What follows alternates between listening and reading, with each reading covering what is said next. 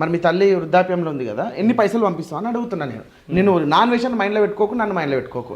నువ్వు నెలకు అన్ని పోను 6 లక్షలు నీ చేతికి వస్తున్నాయి ఇండియన్ కరెన్సీ. మమ్మీకి ఎంత పంపిస్తావు, ఆమెకు ఎంత పంపిస్తావు, నువ్వెంత పంపిస్తావు? ప్రశ్నకు ప్రశ్న సమాధానం కాదు. నేను నిన్ను క్వశ్చన్ చేసిన తర్వాత నువ్వు నన్ను క్వశ్చన్ నువ్వు చెప్పిన తర్వాత క్వశ్చన్ చేయ కావాలంటే నేను అవసరమైతే 5 లక్షలు పంపిస్తా. నేను 6 లక్షలు పంపించేస్తా.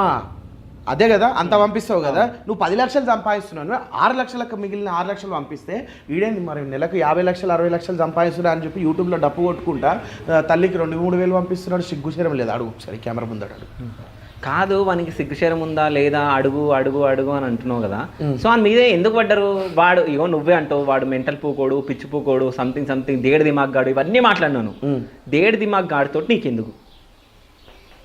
నా ఛానల్ మీద స్ట్రైక్ ఇష్యూ చేసాడు, 48 అవర్స్ టైం తీసుకుంది. నాకు టెన్షన్ తీసేసిండు కదా, తీసేసిండు అన్నావు కదా.